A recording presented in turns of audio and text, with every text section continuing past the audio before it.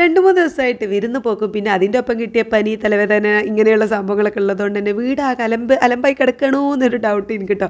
കാണുന്നവർക്ക് വലിയ കുഴപ്പം തോന്നിയിട്ടില്ലെങ്കിലും എൻ്റെ മനസ്സിൽ ഇങ്ങനെ തോന്നുകയാണ് എനിക്ക് അവിടെ അലമ്പായി കിടക്കണം, ഇവിടെ പൊടിയായിട്ട് കിടക്കണം, അങ്ങനെയൊക്കെ ഇങ്ങനെ തോന്നിട്ട് എന്തൊക്കെയോ പണികൾ എൻ്റെ മനസ്സിലുണ്ടായിരുന്നു. പിന്നെ മഴയാവുമ്പോൾ നമുക്കിങ്ങനെ തോന്നുമല്ലോ വൃത്തിയേടായി കിടക്കണം എന്നിങ്ങനെ എനിക്ക് തോന്നുക കേട്ടോ.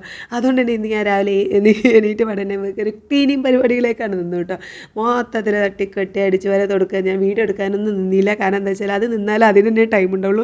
നമുക്ക് പണികൾ സ്ലോ ആവുമെന്ന് കരുതിയിട്ട് ഞാൻ പിന്നെ വേഗം പണികളൊക്കെ തീർത്ത് ഒരു 12 മണിയോടുകൂടി നമ്മൾ ബ്രേക്ക്ഫാസ്റ്റ് ലഞ്ച് ഉണ്ടാക്കാൻ എത്തിയത് കേട്ടോ.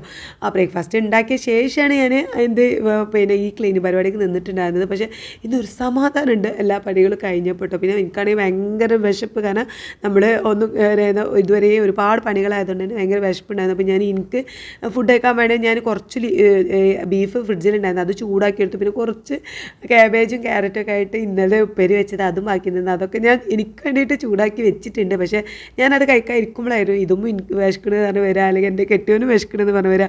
അപ്പോൾ അവർക്ക് ഉണ്ടാക്കി വെക്കാതെ എനിക്ക് കഴിക്കാൻ ഇരിക്കാനും വയ്യല്ല. അപ്പോൾ ഞാൻ വേഗം എന്താ പറയുക ചിക്കൻ വറുത്ത് വെച്ചു. പിന്നെ താളിപ്പ് ഉണ്ടാക്കാം. ചോറ് ഞാൻ എന്താ വെച്ചാൽ നമ്മൾ ആ ക്ലീനിങ് പരിപാടിൻ്റെ ഇടയിൽ എന്തോ ഭാഗ്യത്തിൽ ഞാനങ്ങനെ ചോറ് അവിടെ വെച്ചിട്ടുണ്ടായിരുന്നു കേട്ടോ. വെള്ളം തിളപ്പിച്ച് ചോറ് വെന്ത് ഊറ്റി വെച്ചിട്ടുണ്ടായിരുന്നു.